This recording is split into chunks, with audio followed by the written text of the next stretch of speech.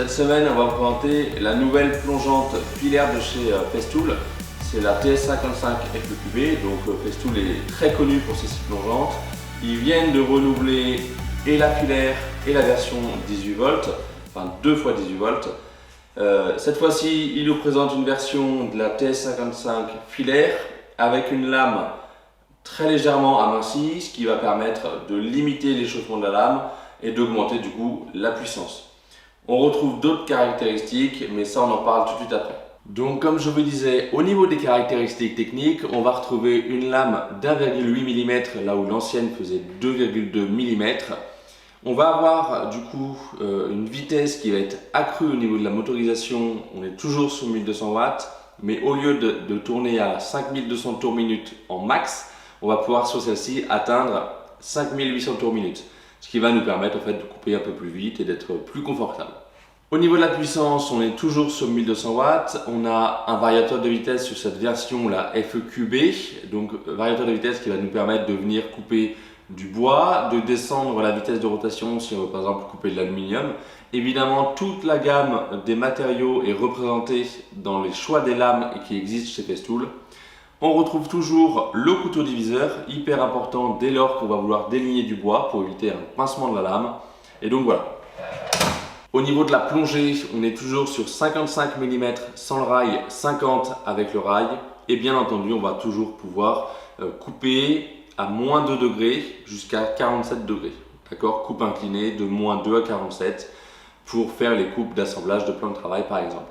Allez, on fait les tests de la machine et on conclut après. Alors, quand la machine va venir coulisser sur le rail, on a un peu de jeu au départ, donc il faut bien penser à venir régler les molettes qui sont ici.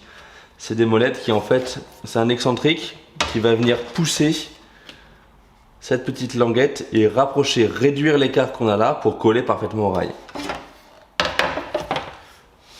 Donc il ne faut pas que ça force, là par exemple j'ai trop serré, ça force. Je vais venir tranquillement desserrer, là on est pas mal, à l'arrière ça ne bouge plus.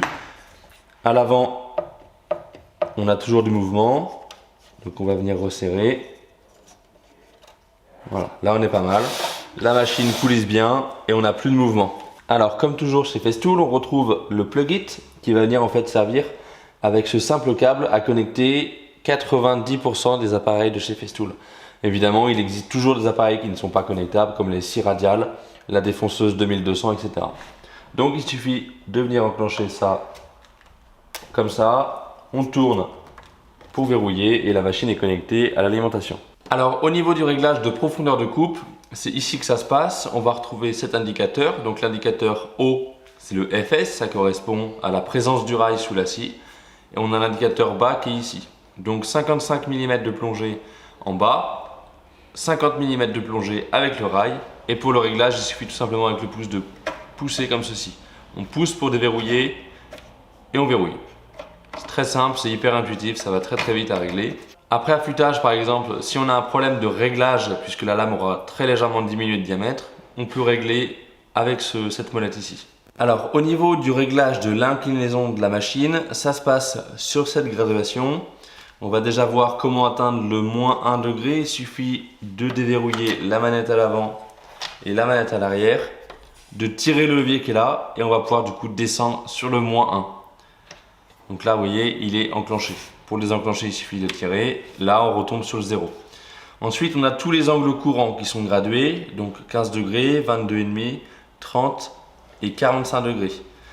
En 45 degrés, on est bloqué. Pour aller plus loin, il va falloir déverrouiller cette manette, cette petite tirette à l'arrière. On la tire.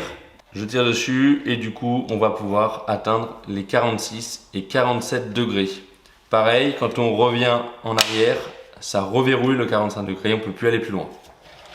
Et une fois qu'on a choisi notre angle, il suffit tout simplement de verrouiller les molettes avant et la molette arrière. Alors au niveau du changement de lame, c'est très simple. Il suffit de lever la manette avec marqué face fixe. On descend ici, elle se verrouille. Ici, on vient retrouver la clé hexagonale de service.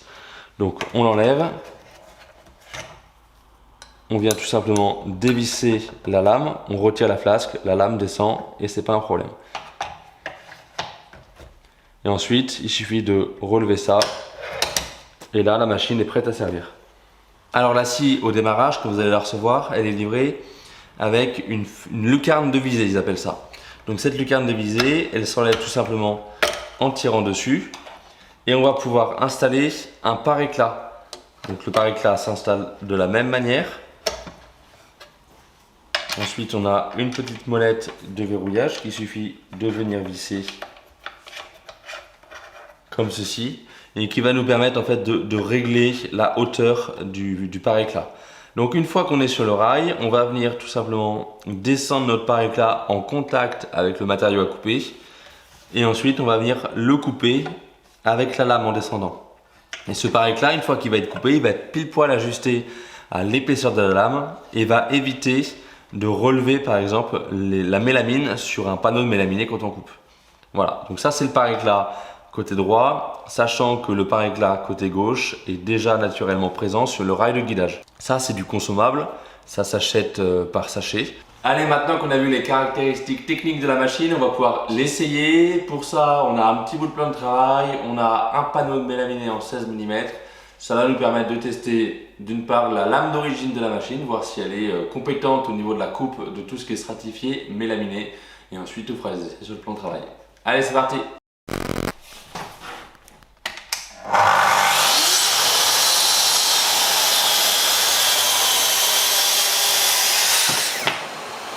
Allez, on va essayer de faire une coupe sans éclat. Pour ça, j'ai réglé la lame en sortie 2 mm. On va faire une passe en reculant avec la lame de 2 mm et ensuite on fera une passe complète en ressortant la lame de 20 mm à peu près.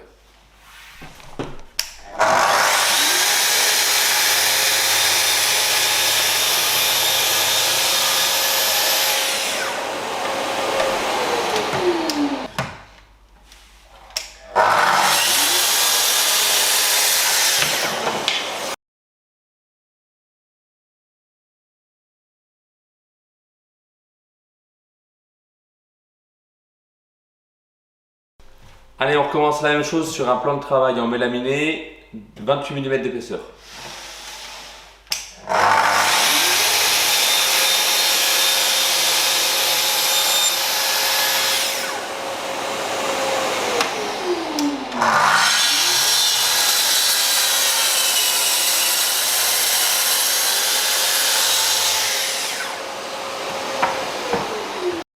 Alors, les deux dernières coupes que j'ai fait, j'ai utilisé une technique pour ne pas avoir d'éclat. Cette technique consiste en fait à sortir la lame de 2 mm, faire une passe en reculant, puisque quand la lame sort de 2 mm,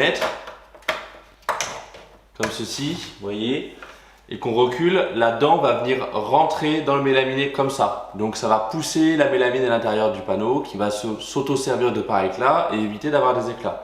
Une fois que cette passe en reculant est faite, on va pouvoir faire une passe en plongeant complètement la machine dans le bois. Et cette passe-là va reproduire la même rainure, elle va passer dans la même rainure que ce qu'on a déjà fait. Et à ce moment-là, on n'aura pas d'éclat en dessous puisque en avançant, la dent va venir rentrer dans la mélamine et éviter les éclats.